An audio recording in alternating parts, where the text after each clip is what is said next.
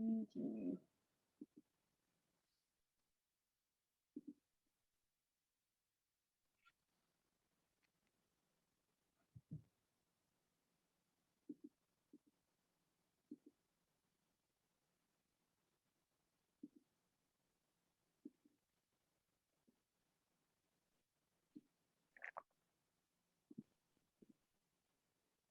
We should have some introductory music, shouldn't we? Should have I thought of that. know. That Hang would be on. smart. I could do that. Wait. Then again, you might get something truly awful and everyone's going to go away. Let's see what we can do.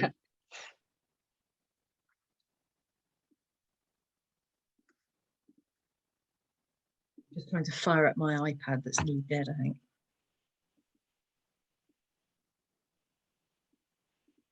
I could sing and that would definitely put them off. Da-da-da.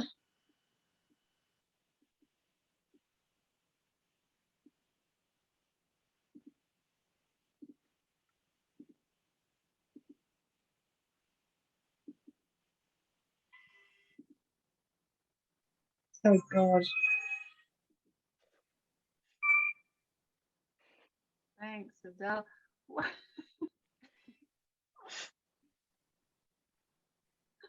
All right, we've got a handful of people who have signed in, so we can get started. Okay. All right. Hi, everyone. Thank you so much for coming. My name is Sophie, and I'm a bookseller at Belmont Books. For those of you who don't know Belmont Books, we're an independent and locally owned bookstore in the greater Boston area. Before we begin, I'd like to let you know that we have a number of virtual events coming up. On the 29th, we're hosting a workshop on how to tell stories to children. And then on the 30th, we have an event with Veronica Chambers and Jennifer Harlan. And then on the last Thursday of every month, we have a monthly bedtime story time. And so all those events and more can be found over on our website. If you have any questions during this, feel free to put it into the Q&A feature, which I believe is at the bottom of all of your screens. You can add them in at any point and we'll get to them at the end. And yeah, we're really excited to have Adele and Rebecca. So I'll hand it over to you guys. Oh, thank you so much. We really look forward to this event. I'm here in the UK and my name is Adele and I've written a book called The Tree Forager. And I invited a renowned sculptor, Rebecca Buck, who is originally from the USA, and her work is shown throughout the world. And she's also part of the Kevin Morris collection as well in New York. So if you want to look her up later, you can do. So Rebecca is going to be asking me questions and I'm going to do my best to answer them. I don't know what she's going to ask me yet. Because we don't want to prepare things too much, do we? That would be tedious. And as Sophie said, if any of you have any questions, pop them in the chat thingamajig and we'll come round to them at the end. Right, so are you ready, Adele? No, but that's fine. I do.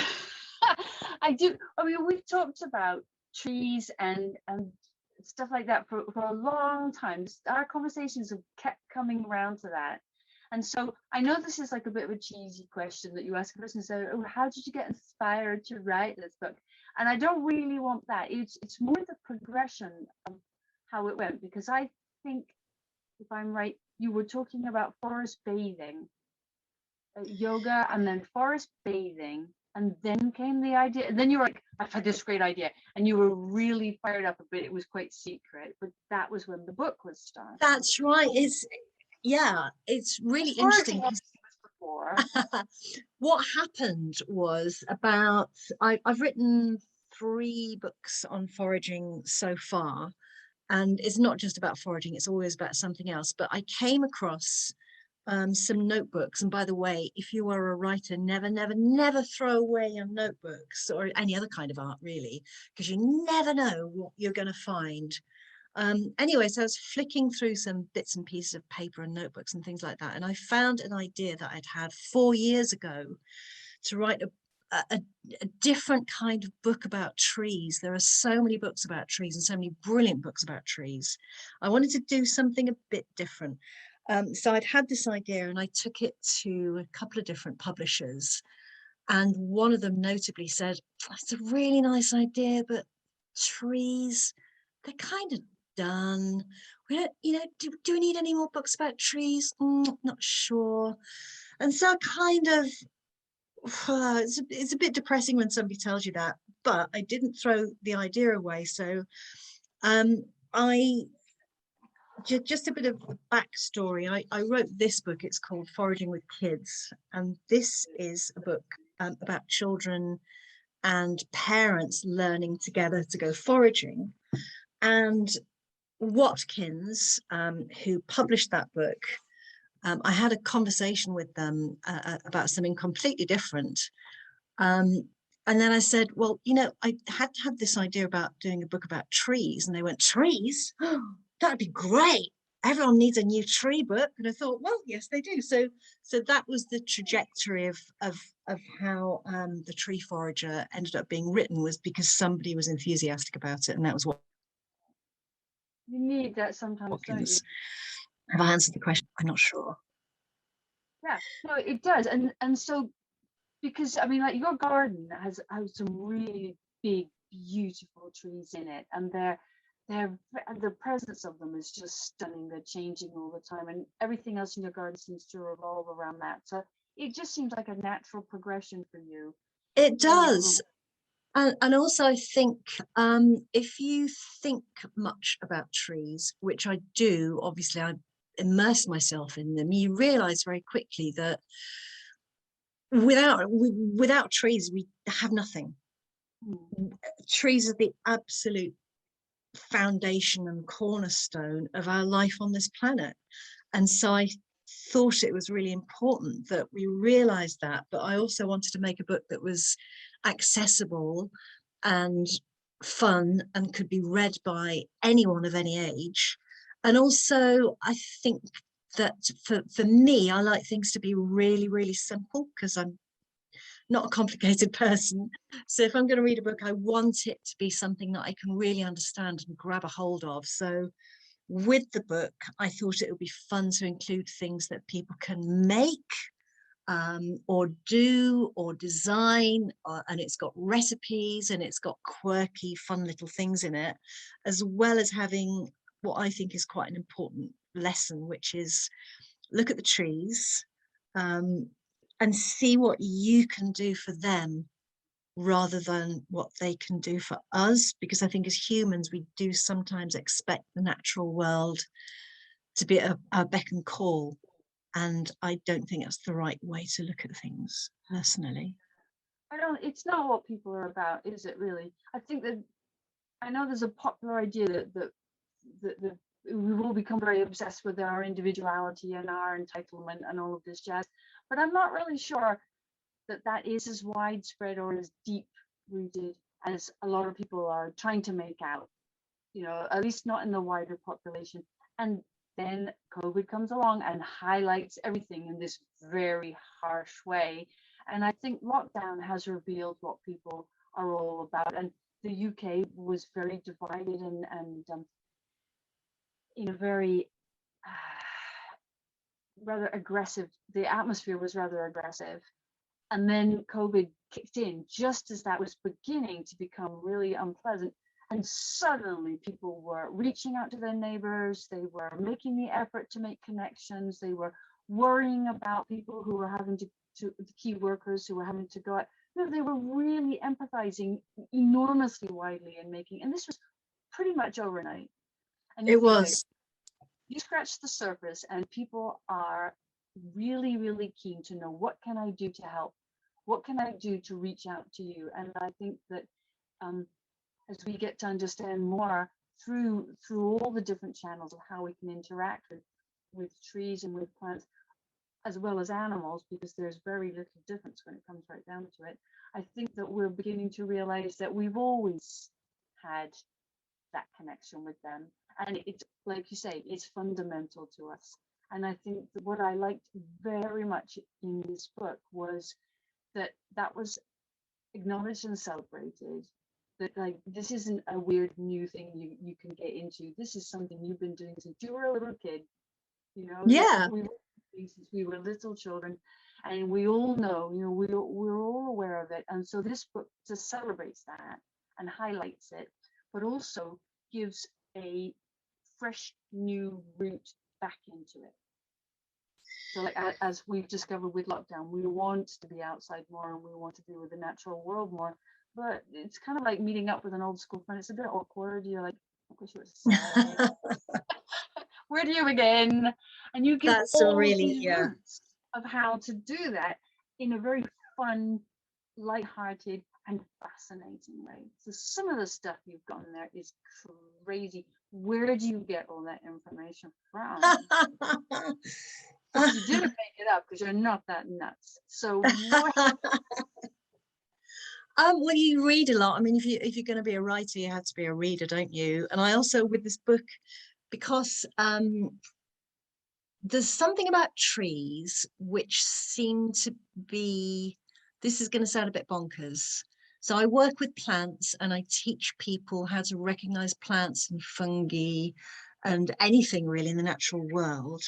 But trees kind of have a standalone kind of, it always feels like they have an empathy for human beings. I know that I'm anthropomorphizing things massively. And I also know that I didn't spell that. I don't know how to spell the word that I just said. Anthropomorphic, that's the one. It seems like trees are just there and we actually can't see the trees for the trees because they're just there the whole time. If you actually really look at them, then something else happens. And I tell you what, I wanted to tell people's stories along with the stories of the trees. And one of the people that I was really inspired by was an American philosopher called Henry Thoreau. And Henry Thoreau was an incredible character. And the chapter about cedarwood or cedar is all about Henry Thoreau, because of course he revived the Thoreau Pencil Company. It was dead on its legs. It was his father's company, and it's absolutely dead on his legs. And Henry was an amazing thinker. You know, he was. I don't think we have seen the likes of a person like this ever. You know, not before and probably not since. He posited that why should a human being have to slave away 6 days a week and just have one day off? Wouldn't it be more reasonable and more humane to have one really, really productive day and 6 days of doing things that would edify your soul? So gardening, writing, fishing, going for a walk, doing nothing. And you know, as if he was a teenage boy, I mean, you would think as parents that he was going absolutely bonkers, but he wasn't. He was a middle-aged man by this point. And as I say, with that one day off, he did something really, really amazing. So why am I talking about Henry Thoreau and why am I talking about trees? Well, because he said something very, very, very interesting that I keep coming back to time and time and time again in the book. He said, it's not what you look at, but it's actually what you see. And I realized that looking and seeing aren't necessarily the same thing. So he has a chapter in the book because I wanted to tie together stories and trees and also music. And this was quite clumsy for me because I'm not massively clever. I think I'm intuitive, but I'm not massively brainy. So I was trying to work out how I would pull together the idea that I had about trees and music being pretty much the same thing.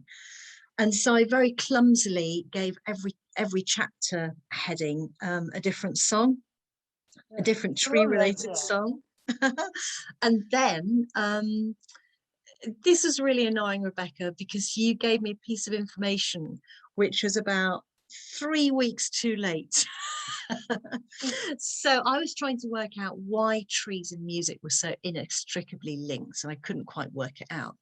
And after the book had already been printed, you gave me the most brilliant piece of info, which was about Pythagoras, wasn't it? So you might have even forgotten that you told me this, but Pythagoras said that trees were music solidified. And for me, that just made so much sense. And so the other thing that I did was, there's a Spotify playlist that comes with this book. It's called The Tree Forager. And I have some very, very interesting people that have added to the playlist. And I think it's about 8 hours long now. So I wouldn't advocate that you listen to it all at once, but there's some brilliant, brilliant music in there. And it also works really well if you're reading the book and listening to the music at the same time. You just have, this is the kind of thing I can't really describe, but you just have to obviously buy the book from Belmont Books and give it a go. It's fun. It's just fun. It is fun, and I think what in my training, and I teach as well, same as you do. Then it's the business of the looking and the seeing thing is really paramount, and it's to do with people understanding how their perception works, and the delusions that we have to create around ourselves so that we can function. Yeah. Narrow down the amount of stuff we take in. And as you get interested in something, you begin to be more curious about it, and your curiosity enables you to see and understand something. I think that can be heavy going, and it can really take the joy out of everything, and it can become very academic and dry. And the way you've put this book together with the music and with the beautiful illustrations, really lovely illustrations. Oh, they're amazing, aren't they? And they're informative, so that you think, oh yeah, no, I've seen that tree, but also they're inspiring for you to want to go and have another look, because she just captures the yeah about that. She doesn't make a big so if I can just say, Lizzie Harper. Yeah, if I can just say, the illustrator of this book is called Lizzie Harper, and she's just phenomenal. And if we're talking about looking at things and seeing them, she's the past master at that, because she will only do her botanical drawings from a live plant or a live leaf or whatever.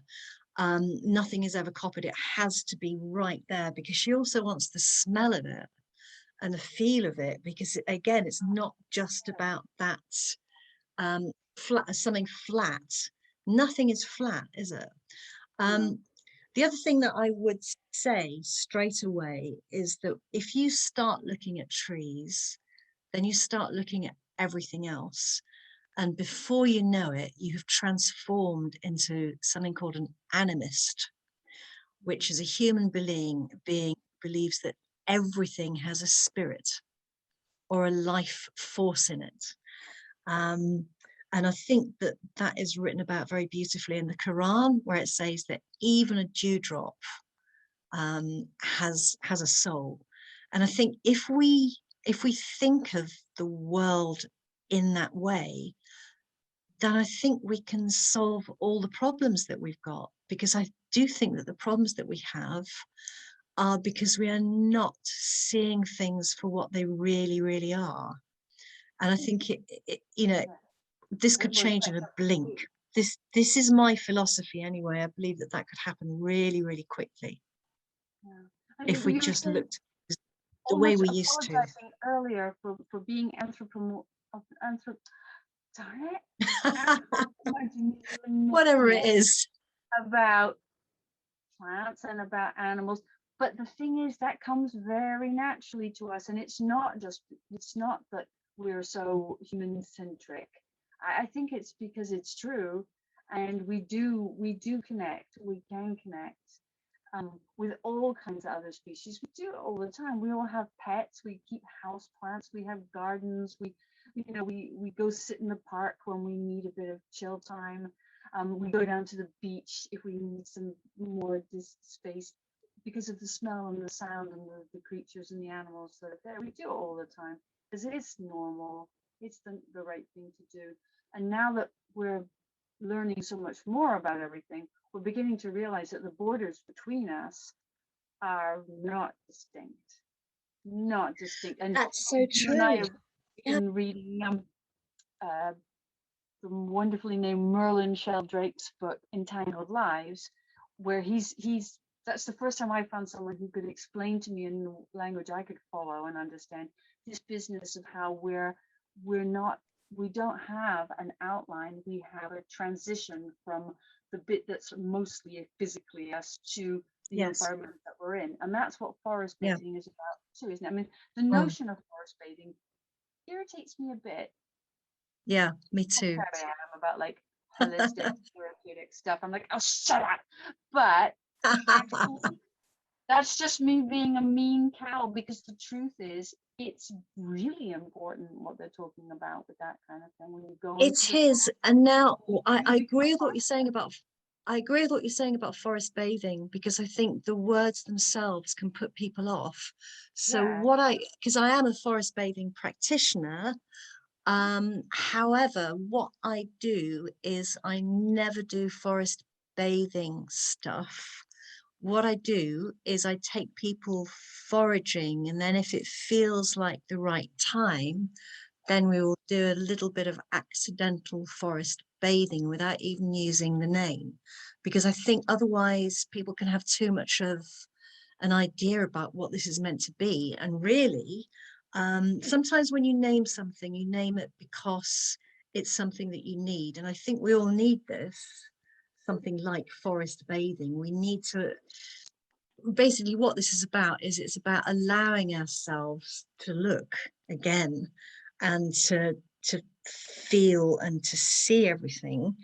But if you put it in those very stark terms, then I think we miss out on something. And I think there has to be a surprise element about when I'm taking people out. And I shouldn't even really be talking about this, because otherwise part of that surprise is gone. But it's just if it's the right group of people. For example, about 3 weeks ago, I was taking, and I love taking people out on foraging walks. I absolutely love it. And we had a party of about 10, 11 people, something like that. And there was a woman, I would have said mid-50s, with her father. And there was a linden tree, a huge great linden tree, absolutely beautiful. So I was talking about it and telling them the various properties of the tree. And someone said, oh, there's a song about this tree, isn't there? And I said, yes, there is. It's called Linden Lynch. And I know that song. I know that song. I haven't heard it for years. And I said, well, I've got it on my Spotify playlist in my pocket. And she said, okay. She said to everyone, can you all just sit down for a minute? I'm going to do something I haven't done for a long, long, long, long time. Anyway, she stood in front of the tree and sang this song. And she was a soprano, or had been. And it was amazing. It was just beautiful and unexpected. And there were people in the churchyard who stopped. Now, if I'd said we're going to stop and somebody's going to do a song, it wouldn't have had that impact. As it was something that just happened. And I think that in general, we need to leave space for things to happen. And I think right now we're so busy, especially during the lockdown, we weren't so busy. And we could walk around and see things and allow ourselves to be surprised at what we were seeing, because we had time to do it.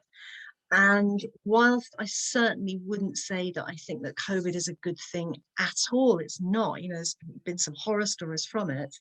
The idea of having a pause, or taking a pause and looking again and being surprised by our surroundings, was exactly what we needed as a species. But I don't think we can build these things in. I think we have to give them space to happen, if that makes sense. Yes. Yeah, and that's, I think that with the Tree Forager book, there's all these different routes that you can take. You don't have to even go outside the recipes. The recipes are great. I just read them, they fascinate me. And and I'm intrigued about messing around with stuff like that, because you come up with stuff that's so delicious in the most unexpected way. And Thank you. From trees, it is just well, it just seems like an outrageous thing to do in a way, and yet it's like, well, duh, fruit, we do it all the time. But we do it all the time. All of a sudden you rethink it and think, that's right, this is from trees. It's like, it's true. It's really simple. So Yeah, It all becomes apples. fresh and new by the way that everything's juxtapositioned It's how it's in the book. presented, I think. Yeah. And so much medicine from trees as well. So, you know, the yew tree gives us, which is deadly toxic, gives us one of the best breast cancer treatments. Elderberries grow on the elder tree, which was considered to be one of the 33 trees that was sacred to Northern Europe and the rest of the world, actually. And elderberries have been clinically trialed and shown to have vastly high amounts of anthocyanins and antioxidants, which will boost our immune systems, which is really important to do, you know, especially in these times. You know, even things like peaches have so much mythology and folklore, and they're a symbol of long life. And also figs, I got really interested with the figs, and I thought, what can you do with a fig apart from, you know, get a fig The and bit slice about it in half? figs is one of my favorite bits. It's extremely So, funny. I so think figs are beautiful, and they have a great, you know, history to do with them. And I was thinking the best thing you can do with them is just roast them under a grill and slap a load of whipped cream on top or whatever. Then I thought what you could that's a good do idea. is you could get a fig leaf and you could make yourself a fancy dress outfit. All you would need would be a pair of tights and a t-shirt, you know, according to your skin color. Then all you need is a fig leaf, and be careful where you put the pin, you know. Easy, easy. You'd be the Easy talk of the peasy. town. I don't know how many sweets you'd get, but that chapter about the fig trees cracked me up. I was out on the mountain, I took the book with me, and that's a nice thing to do with it actually, because I don't. It's not like a sit down and read cover to cover book. No, no, It's no, a no. dip in and out Dippy. book, It's a dipper. and so I took it because I like to go out on the mountain and I don't necessarily walk that far. I just go out somewhere and I get myself comfortable behind some bushes and stuff. And then I just sit there all day. It's awesome. And a lot of times I don't do anything, but I took the tree forager with me. And I was sitting in amongst a bunch of rowan trees. And I dipped in and out of the chapters and played with my dog and read a little bit more. And it was just the most lovely afternoon, light-hearted and interested and thought-provoking. And I got a lot of work done after that because it really got me thinking about things in a very different way, all in fun, you know, Well, you nothing. know, Oh, because you know it's I can be really pompous, but this was a delightful I've never afternoon. known you pompous. Oh, it's true, but this was a delightful afternoon that nonetheless took me places that were very meaningful and important to me in a natural way. Well, I'm very glad. I mean, the other thing people don't realize is oak galls, which grow on oak trees, give us an ink. And up until around about the 1870s, 1880s, if you wanted to write anything of any kind of importance, the only ink in town really worth talking about was oak gall ink. I mean, the American Declaration of Independence was written with oak gall ink. And the Magna Carta was written with oak gall ink, and we forget about that. And it's very, very easy to make as well. So I did a school thing not so long ago and got the kids making this ink, and you know, they did their own charters. And it was great because you're using bits of a tree which have fallen to the ground, and the ingredients are minimal. You just need the oak galls and some chip shot vinegar. I realized that we're in America at the moment, and chip shot vinegar probably doesn't mean anything at all. But anyway, it's vinegar that you put on your chips, and yeah, that's all you need to make the blackest ever ink, which gets blacker with time. I mean, how brilliant is that? So the longer you have your document, the darker the ink gets. I mean, that's just, you couldn't get anything better than that, could you? So there's all sorts of little things like that throughout the book, like how to make charcoal, how to make proper fires, you know, how to really properly lay a fire, because people generally don't do that very often. And this little object here is a half-made Viking whisk. Who knew that the Vikings made such beautiful whisks. I mean, admittedly, this one isn't quite finished yet. And if they made whisks, does that mean that they could potentially make meringues? So did the Vikings make meringues? They must have. Did They they? absolutely must have. Well, Or you think about souffles. it, they'd have had eggs, they'd have had honey, and we know they had a whisk. So Viking meringues, why not?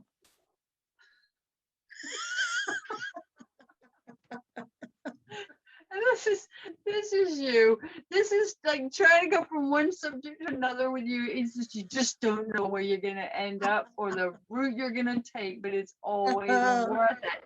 And that is all encapsulated in this book as well. Your bizarre, massively eclectic knowledge, which I know you research and you write it all down, and your office is like overflowing with paper and books and stationery. You've seen it. But a lot of that stuff is in your head all the time.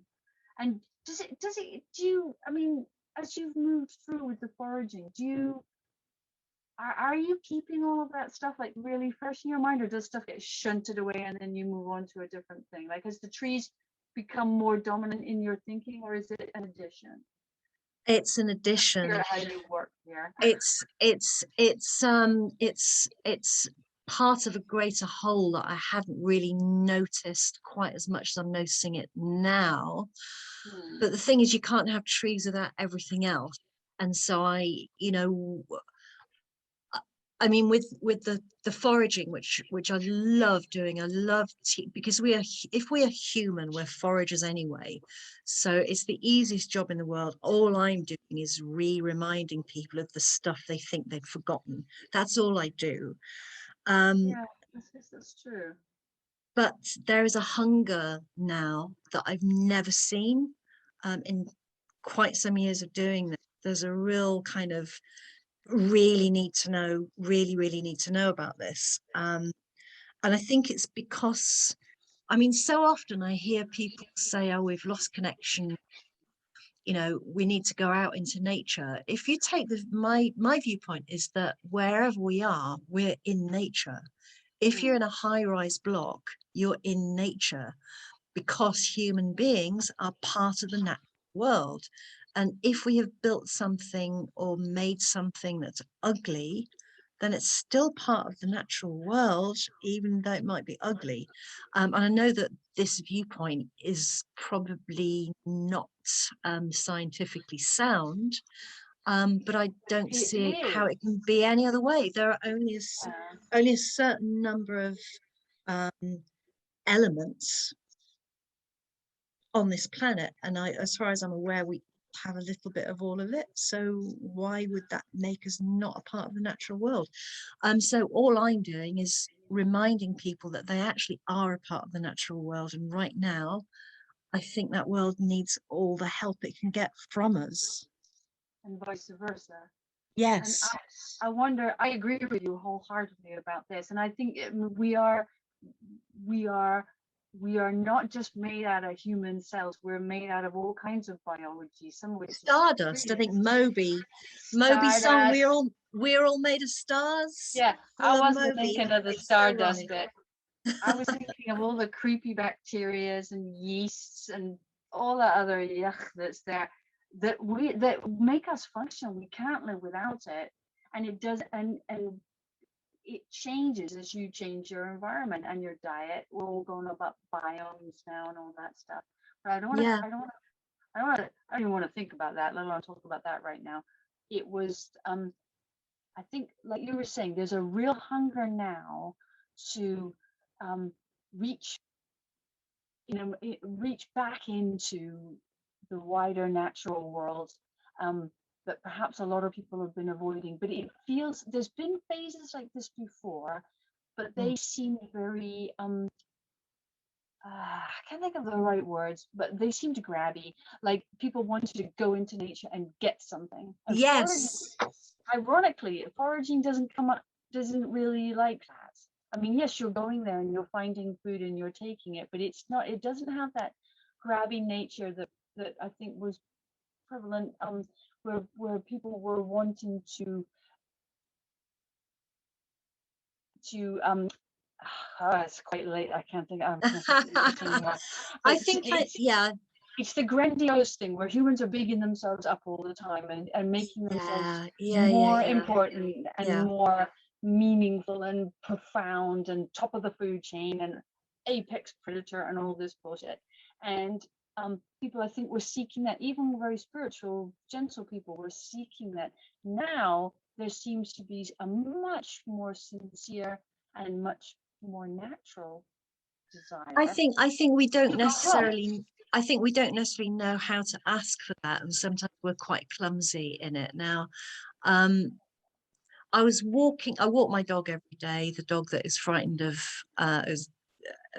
everything. And I was walking, I walk past trees every single day, and I realize how fortunate I am to be able to do that. But then even if you're in a city, I can guarantee you that there will be trees within reach.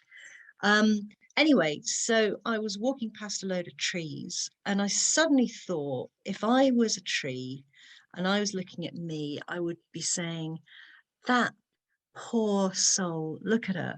She's completely separated. She can even jump up and down in the air. That's really weird. How can she communicate with anyone? It must be so, so sad. She must be so sad and lonely. Because, of course, the trees, as we know from the Merlin Sheldrake book and other books as well, Susan Simard's book is fantastic. They're all connected and they help one another.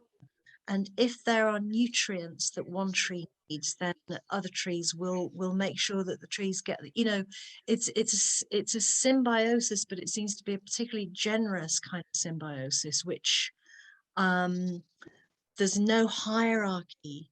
And I think humans are so happy to have hierarchies. And I think the other thing that we do, which is this, by the way, we're getting into, none of this is really about trees, but I think we tend to categorize things. I think we make sense of the world that we're in in two ways. One, we tell stories, which is great. And secondly, we categorize, which is not so great, because that means we say these people are Black and these people are white and these people are Indigenous and those people are not, and this child is stupid and this child is clever. And all the time we're doing that, we're making judgments which are nonsensical, really. I think we just should stop it. We should stop categorizing so much all the time. It's awful. It's such a waste of time. We could have a really nice time if we weren't bothering counting things the whole time. And this was one of the things when I first picked up the Tree Forager, I did think, I hesitated because I don't know the names of stuff. I don't know the names. It doesn't matter. Yeah, but I've never been interested in it. I've always felt that knowing the names of stuff and knowing too much of that jazz would separate you from the thing. And the thing was not to go in with a preconceived idea, but to go in and meet the person, get to know the spot, the place, the building, or whatever it is. And so I've always been a bit edgy about that.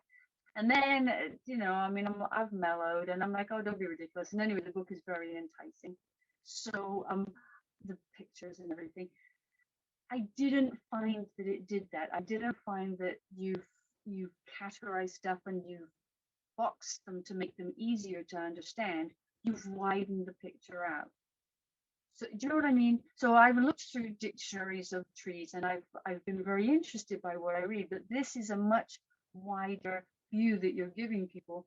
And because of the recipes and the crafts that you can do with them and the history of them, the mythology that you bring into it, the symbolism, all of these different things are all blended in so that within a few pages, you suddenly have a much more vivid and fascinating impression of something that you then look at again and think, oh my God, this is not just a tree or the tree or a particular type of tree, but it's a person with a whole life. It's a person, that's it. Well, you know what? You just absolutely made my day. I think the thing about the botanical names of plants is that it's kind of Esperanto, so that wherever you are in the world, you'll know which plant you're talking about.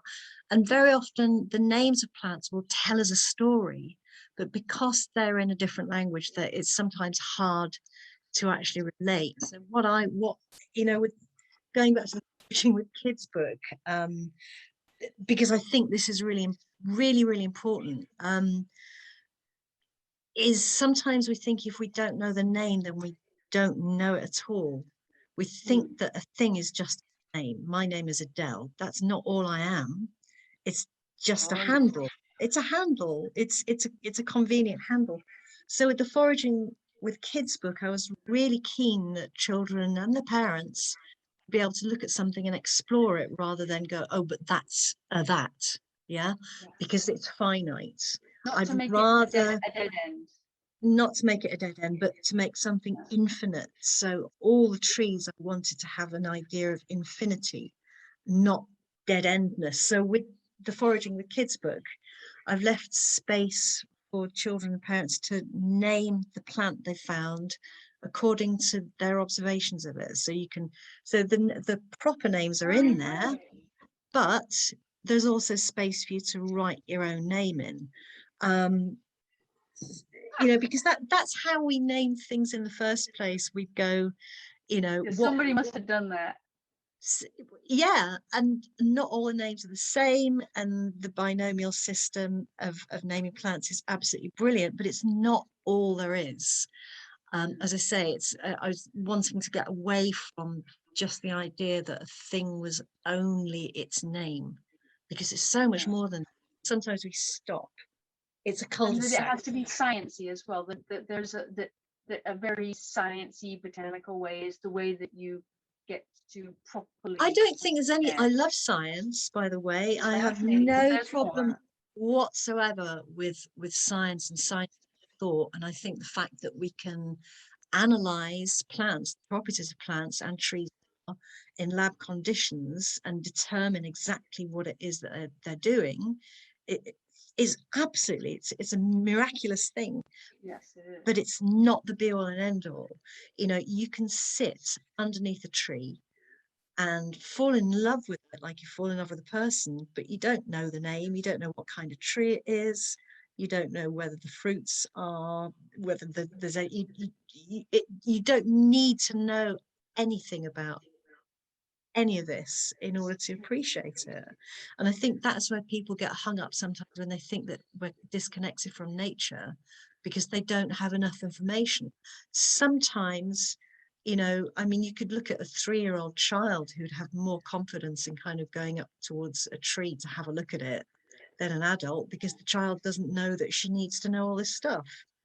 We don't need to know all this stuff. One of the stories in some of the stories in this book kind of based on my friends and things that have happened to me. And one of the things I remembered was eating crab apples as a child, because there was a verge with 3 or 4 crab apples on, and of course as a kid you're going to go up and you're going to eat them. And I used to eat things, and then one day my mum said, you can't eat those, they taste horrible. And I said, no, they don't, they're nice. She said, no, they're really horrible. And I bit another one and it was horrible. Yeah. And I think that's what can happen as well. And that's no fault of anyone's at all. But I think if you leave children things, they may discover things that we as adults miss. Is that a cat? Yeah, of course it's a cat. Don't walk on that keyboard. She's like, I can't remember. Yeah. Yes, the thing of thinking that there are certain things that we shouldn't know, that are not for people like us to know, I think is something that happens too. And the playfulness in this book cuts right through that, really, because it's just, you make it very obvious that there's nothing you shouldn't know, and there's nothing you have to know either, because it's the most important thing is I tell you what, to not be so brainy about it. I think so, not to be so brainy about it, but at the same time being aware that a lot of our trees are in danger. And to maybe get involved with that if we want to. Things like monkey puzzle trees. People don't realize that monkey puzzle tree seeds are absolutely delicious. They're very much like chestnut seeds. The trees themselves are in danger from illegal logging practices in Argentina and Chile. I mean, they're really, really, really on the nearly dead, nearly gone list. So what's happening is there are deliberate tree, monkey puzzle tree plantings going on. The horse chestnut tree is really in danger. It's again, it's probably because of climate change. So what's happening with the horse chestnut trees is they have a two-pronged attack. There's a little insect called the leaf miner, which eats the leaves. And of course, for a tree, if your leaves are eaten, then you can't breathe. And then the next part of the equation is there's a canker. It's called horse chestnut tree canker. And I had a horse chestnut tree right outside my house that I was actually properly in love with. And it had to be chopped down, and I protested about the wood because obviously I'm a hippie tree hugger and I really didn't want it to be chopped down. And then I went to go and see what was happening around the back of the tree, and the tree was split from top to bottom, and it was just sawdust pouring out. So that tree it was it was dying and it had to be chopped down. But then I found out, because of this tree, that there is actually no such thing as a dead tree. There isn't any such thing as a dead tree, because even when they are chopped down, the roots are still working. They're still providing nutrients to other trees. They're providing birds and insects and mammals. And sometimes foresters leave trees kind of half cut down in order for birds to perch on. So then I started looking into what happens when a tree starts to rot away, and it adds, it changes the whole substrate of the soil changes because of the timber that is provided by a dead tree. So it's never actually really dead at all. So that was some kind of comfort for me, even though I didn't have the horse chestnut on the horizon anymore, which is a bit of a shame. But yeah, and this is something that where the science is giving us access to miracles that we weren't aware of, that are beautiful, really, really beautiful. All of the stuff about the interrelationship with the fungus and the different species and everything, it's gorgeous and amazing, and we're part of it. So we are connected. We're part of. You're absolutely right. We are constantly in the natural world wherever we are, because we're just part of it. You can never be separated. We're never going to be separated, which is fantastic. Oh, there's a lady saying, I just saw new growth. Amy Sabel to everyone. I just saw new growth. Hi, Amy. Oh, it's gone now. Oh, I didn't get through the whole message there. But Amy Siebel is the mom of my camp kids I was telling you about. I'm so my goodness, really? Here. What a small world, because that was just years ago. Coincidence. Well done, I Belmont. think, yeah, Amy's saying that she saw new growth coming out of the top of trees charred by wildfires in Utah. It's very hopeful. Yes, it really is. I wonder what kind of trees they would have been. Wow. That's interesting. That is so brilliant, because there's always hope there, isn't there? Yeah. Yeah, and there's been lots of instances of that, hasn't there? In Australia, where they had those shocking fires, and then things did start to bounce back and grow back. They do, and the plant world is really, really good at that. The plant world is really good at holding soil together. There's tiny little knotweeds, they're barely visible to the naked eye, that are holding soil together the whole time, whether we realize it or not. And it is quite bizarre and miraculous how these creatures arrive just, you know where to go where they're needed. How do they know that? Well, they know a lot more than we think. You know, they've been doing a lot of experiments on that too, and beginning to be able to prove that you know, to what's the word? They come up with the evidence. They're evidencing the fact that all the plants are communicating with each other. They have ways of communicating. They can understand sound, and so they're very aware of a lot more than we realize, and they're really a lot more like animals than we realize. That the line of abilities between us is really not that huge at all. It's just figuring out stuff like, but where's their brain? Where's a tree's brain? It makes a lot of decisions. It does a lot of things. That trees have a community. How do they think? And it's obviously different from I don't know how if you we think, although I suspect there's more that we'll learn about that too. Well, I think so. And there's a brilliant, I think it's a Netflix documentary called My Octopus Teacher. I don't know if you've seen. Oh, it's fantastic. But what you're saying about where is the brain? With an octopus, the brain is everywhere. It's not just locked in one place, and it actually makes the human brain look quite primitive. In as much as that's also true with us, that there are brain cells in places where they're like, what are they doing there? The idea that your heart, you feel particular things in your heart. Well, apparently there are brain cells there. I don't really understand what I'm saying. And also, I certainly think of your hands. You know, you have like the muscle. People talk about muscle memory, but a lot of that must be brain jazz stuff. I don't know, but like apparently it's brain cells. How do you tell the difference? I have no idea. But you think, no, this is also interesting. That the more you learn about plants and trees, the more you begin to see yourselves anew as well. Yeah, that's true. So have you got a personal favorite tree that's either a species or one that's near you? Yeah, I do. I mean, I do. There's a bunch of different ones that are very important. I have a real soft spot. It's a bit because of the stories of rowan trees and mountain ash trees. So I like to go out into the hills here, lots of limestone, and you'll get this little scrawny little tree sprouting out of nothing. And occasionally little oak trees doing the same thing. And you just think, my God, that puts everything into perspective. If they can live out there, because they are hardy and tough, and they ask for very little, and they're beautiful, so beautiful.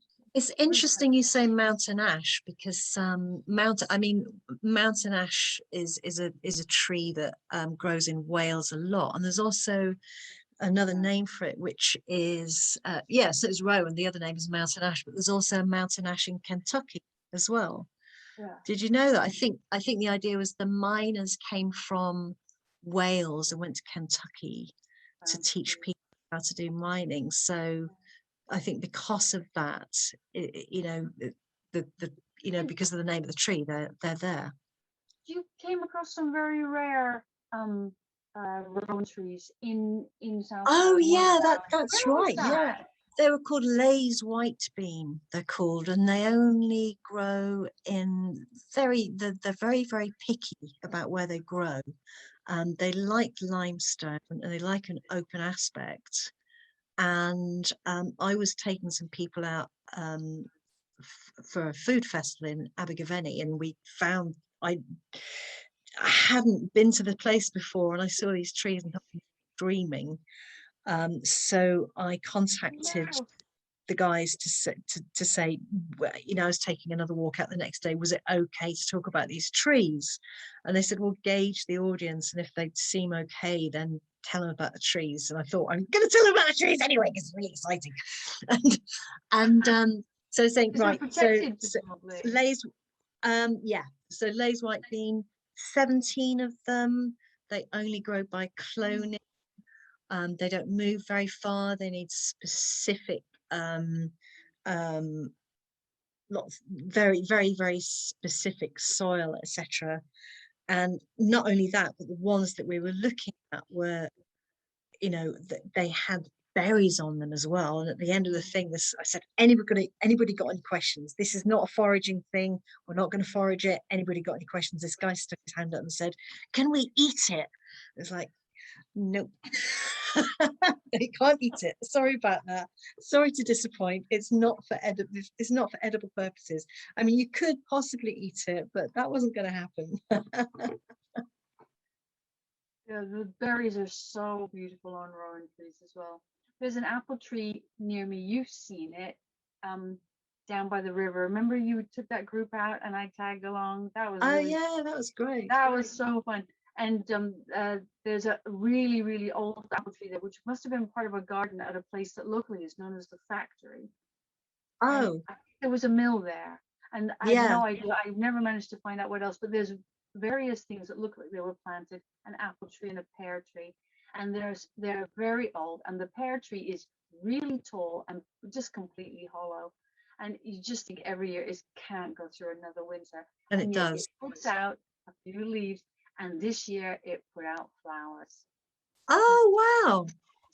Incredibly decrepit. I mean, it just looks rotten through this pear tree, but no, it put out flowers. But they're still pulling it together to do something, aren't they? I mean, the other thing I found it's amazing. last year, 2021, that's what we needed. huh? In 2021, this is what we needed to see, was someone who's like, I'm putting out flowers. I don't know about you. The other thing I found last year, which I'd never seen before, was you know, you have crab apples. You can also have crab pears. So tiny little, about the size of just over a marble. So really, really small and not pear-shaped at all. And I wouldn't have found those if I hadn't gone on a long extended walk. And originally I thought it was a crab apple, bit into it and realized it was a very delicious, beautiful pear. Never seen anything like it. So you can be constant.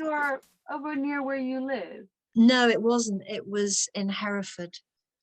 Oh. Hereford borders, and of course there's lots of fruit growing in Hereford. There has been traditionally for ages. And then just last week I was at the Bledford Centre doing an apple tree blessing, which was great. And there were a couple there who had they said they had original round walnuts that were the walnuts which weren't the ones that came from the Middle East, but were British walnuts, really, really rare. So of course I'm dying to, they've invited me over to go and have a look at it. So obviously I'm very keen on looking at that. There's something new the whole time. I mean, just as you think, I mean, and the other thing about writing the book was I thought I knew quite a bit about trees, but when you come to write a book of any kind at all, you get to the end of it and go, all I know is that I know very, very, very little. And I think that's a really good place to start from and also finish from. And I think if you think you know lots and lots and lots of stuff, then you should maybe look again and see whether that's accurate or not, because we're learning new things the whole time as well about, you know, particularly right now about the nature of what it is that trees are doing. And I think I've noticed more and more and more people becoming interested in that particular field of science about what trees are actually, why they're here, what they're here for. I wish I could give anyone some answers, but I can't. All I can do is say, look at them, they're beautiful, and enjoy it. That's all I can do. It seems like a lot of the work that people are doing intuitively understanding trees is leading the science sometimes. Yes, and I think with some of the stuff about communication has started out with foresters who spend a lot of time in the trees, not looking at it in a scientific way. Yeah, well, that's what happened with Susan Simard. She realized as quite a young woman in a very male-dominated industry that monoculture, chopping down of trees and replacing them with just a monoculture, was really, really the worst thing that could happen. And it took her several years to be able to prove her point, but she did prove that point. And I'd highly recommend the book, The Mother Tree, to anyone who's interested. In fact, you know what, we could put a reading list together if anybody's interested of really interesting and innovative and informative trees. There is one at the back of, you've got like further reading. I do have a directory in the back, but there's more. Even since I put that directory in of the stuff that I was reading, there's more and more and more out there. Yeah, which is you know, exciting. It is. It is, yeah, because it's I going hate somewhere to very, cut you very, guys off. very exciting. So that's about all the time that we have. I don't think anyone put in any questions, so I know it's very late for you guys, so I'll let you get off to bed. But thank you so much for doing this. This was really great.